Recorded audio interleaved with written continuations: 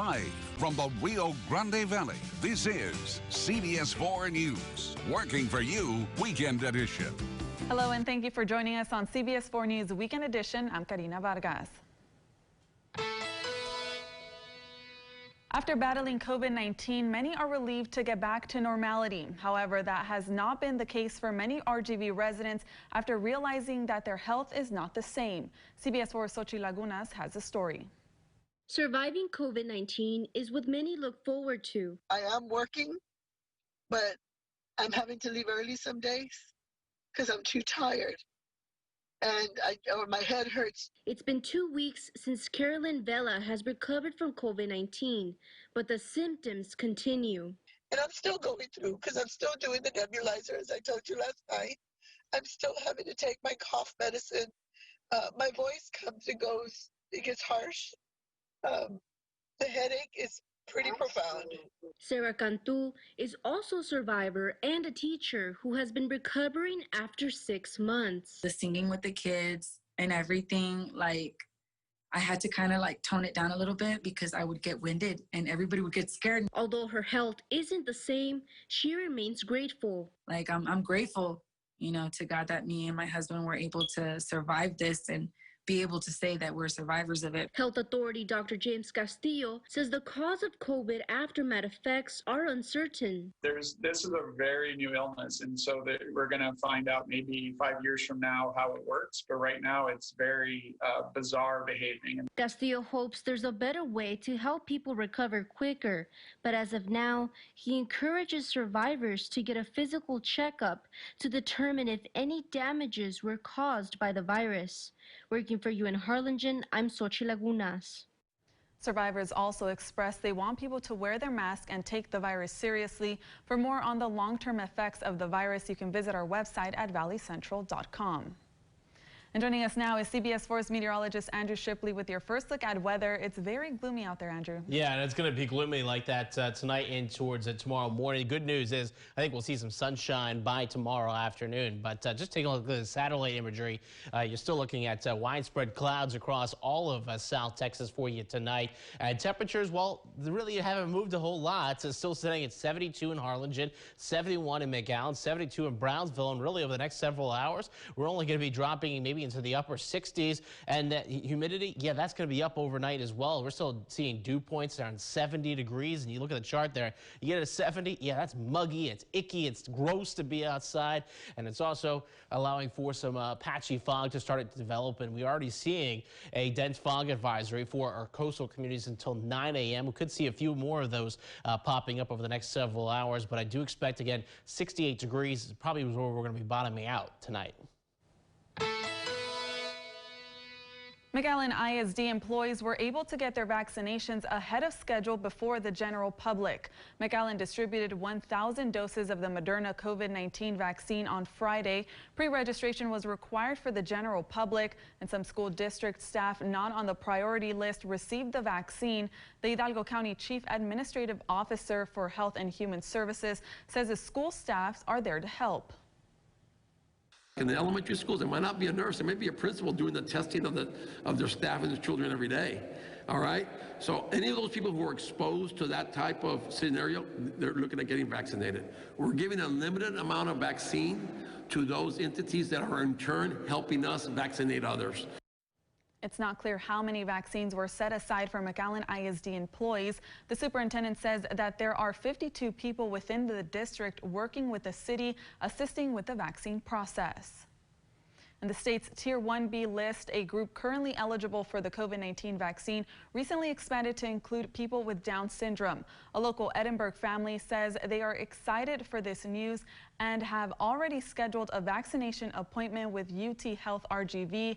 Since the pandemic, the Escobedo family has limited their outings out of fear of exposing their daughter Celinda to the virus, and says it's been difficult for her not getting to see friends and socialize. But through the vaccine, they are hopeful for a gradual return to normalcy.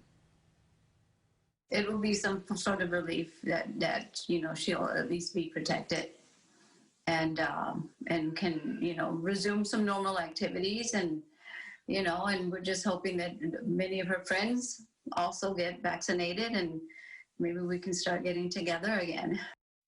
She adds they will continue taking precautions as Celinda is the only household member so far eligible for the vaccine. The Boys and Girls Club in Harlingen received a generous donation of $500,000. The Bridgestone region manager says in a time of many challenges, it is always important to give back to communities, and providing reliable transportation for the kids was a great example of that. To ensure that there was safe travel for the kids, especially in such a trying time. And, you know, we know having a reliable vehicle for the club kids is, a priority, number one. And so donations have still, proceeded this year. Thank you to all of our customers. The Harlingen Boys and Girls Club representative says their in-person fundraisers have not been possible due to the pandemic, so receiving funds like the one Bridgestone gave is a huge help for them. And a surprise parade for a Mission police officer took place earlier today as they celebrate his return home after being hospitalized with the coronavirus. Lieutenant Javier Ramon has been battling COVID-19 for more than 5 months, a majority of that in a San Antonio facility. Mission Police Department, along with members of the public that are joining the caravan. He still has a long road to recovery, but we're hoping that in the months to come, through his rehabilitation, he'll be able to come back to work. Obviously, that's a decision he's going to have to make in the future. Mission's chief of police says it was a great day in the community and wanted this event to bring him joy and celebrate his life. And we'll take a look at this sweet story. 3 elderly RGV men have completed their 3-month stint at the DHR Cardiac Rehabilitation Clinic on Friday. They say they developed a bond that kept them going. Enrique Navarro, Damaso Dominguez Jr., and Antonia Cumba each experienced blocked arteries that required open heart surgery. And they say some of the best medicine for their hearts has been their friendship that developed during the rehab. One man is dead after being shot in Palmview earlier this morning. Hidalgo County Sheriff's deputies located a 21-year-old man with gunshot wounds west of Watson Road and Sotira Street. The victim was transported to a local hospital where he was later pronounced dead. Officials have identified the suspect as Nathan Arredondo after police received reports of Arredondo shooting the victim after an altercation. Arredondo is in custody and was booked on murder charges. And overnight, 2 people were injured during a shooting at a bar in Weslaco. Officials say 2 people were shot at the Brews and Q's sports bar.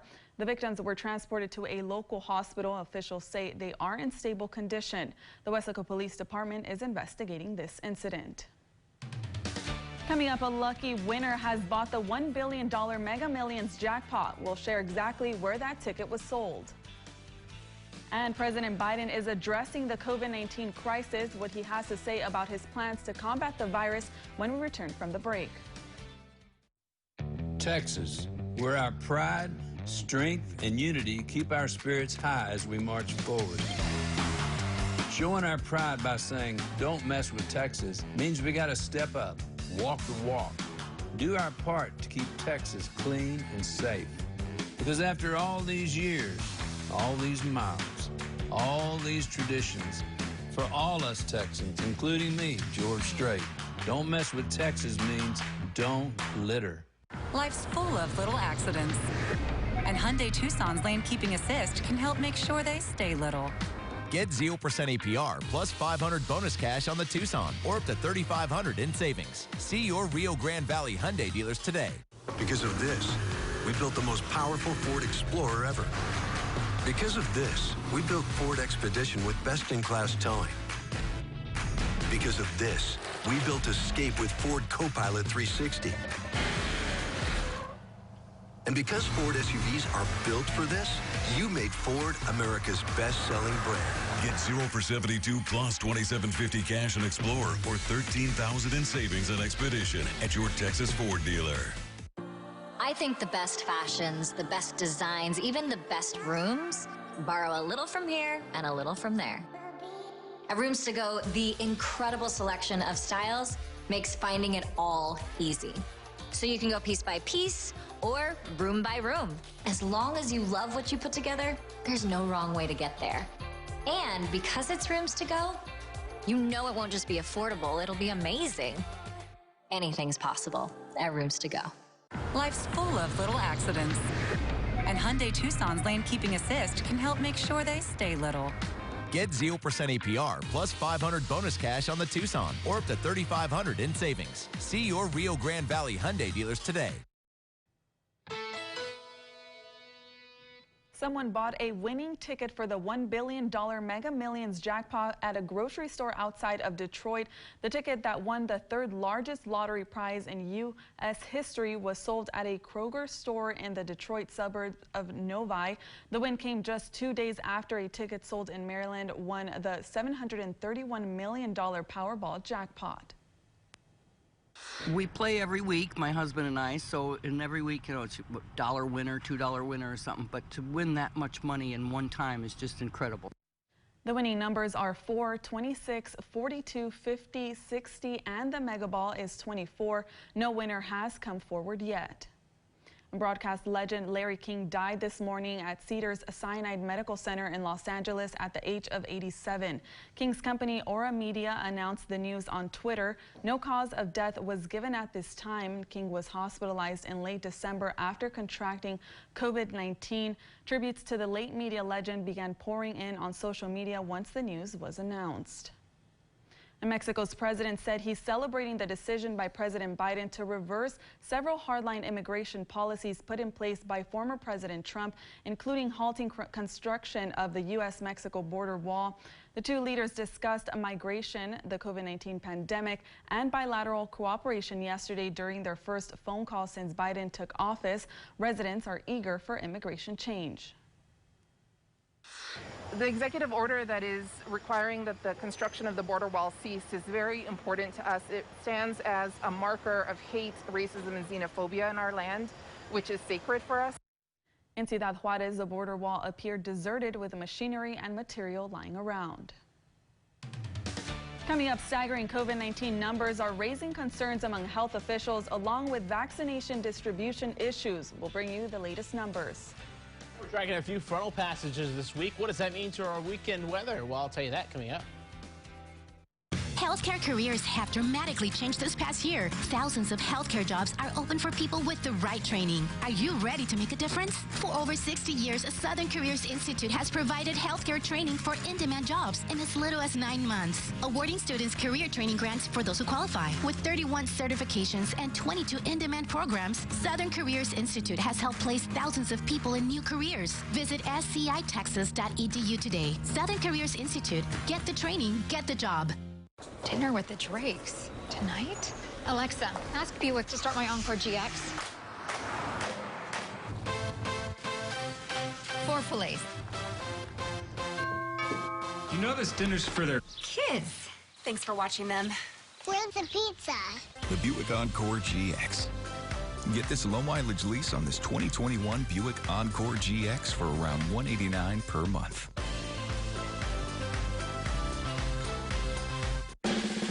Who is USAA made for? It's made for this guy, a veteran who honorably served. And it's made for her. She's serving now. We made it for all branches and all ranks, whether they served one tour or made a career of it. We also made USAA for military spouses and their kids.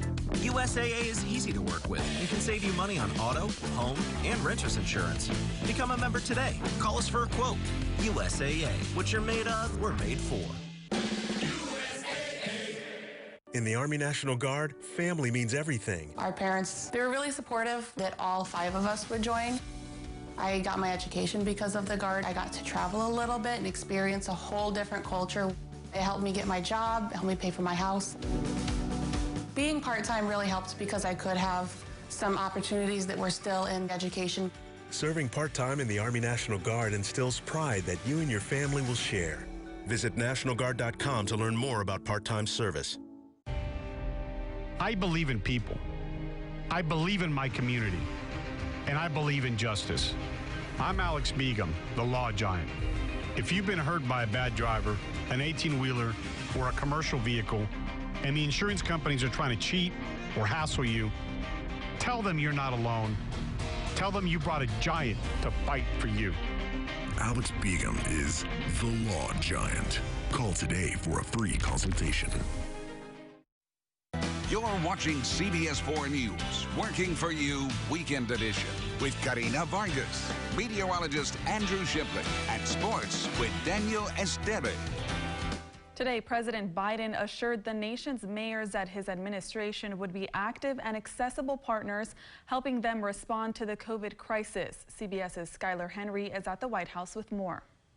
Things are going to get worse the next several months before they get better. In a video message to the country's mayors today, President Biden vowed to tackle the pandemic head on with a near $2 trillion relief plan and calling on Americans to do their part. We also have to act now with urgency and unity as the United States of America.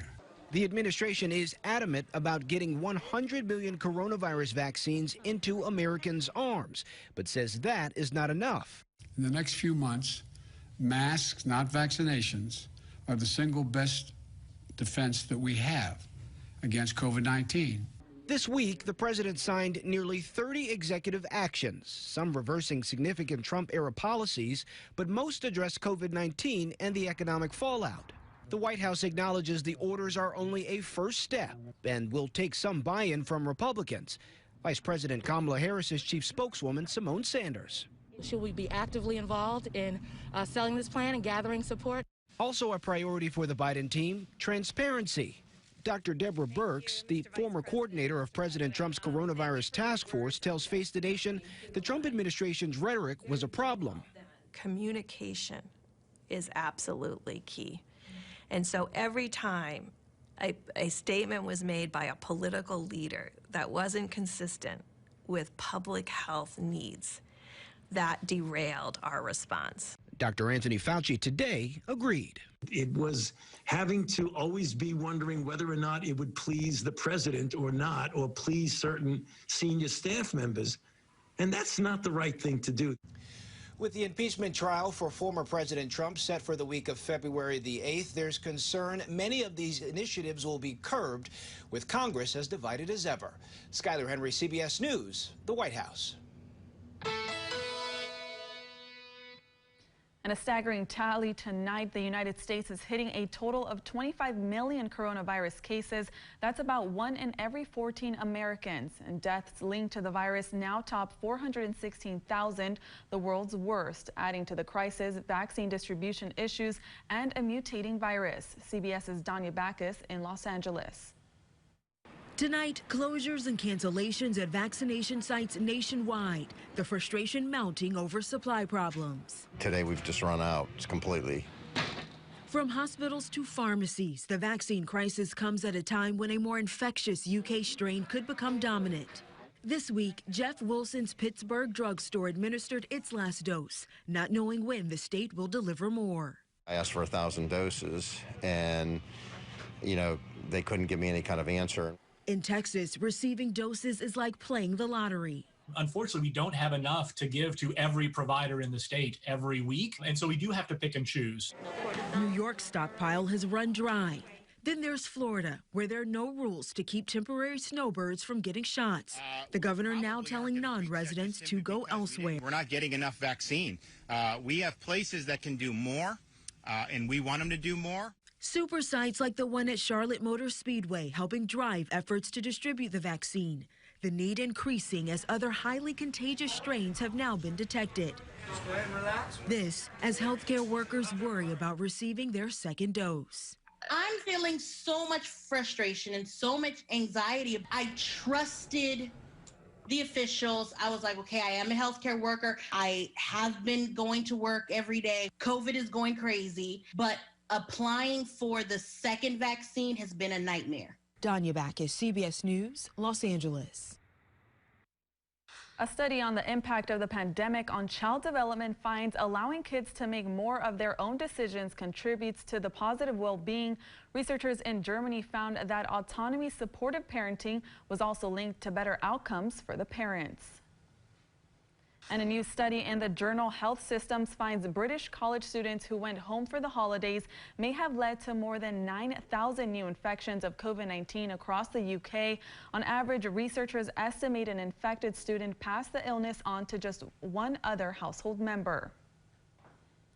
New analysis from the Women's Hospital and the Mayo Clinic finds women younger than 55 with type 2 diabetes are 10 times more likely to develop coronary heart disease. Researchers say after following 28,000 women for decades, the trend is that younger and younger women will have heart attacks.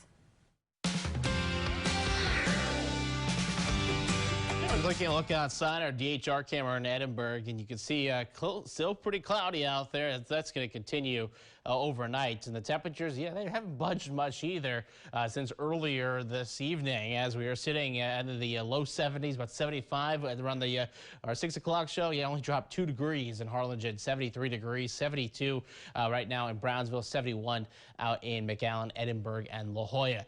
Over the next couple hours, though, really not moving a whole lot. Average temperature-wise, about 69 degrees through about 3 o'clock in the morning. I think we'll bottom out probably at 67, but that won't be until about 5, 6 o'clock in the morning.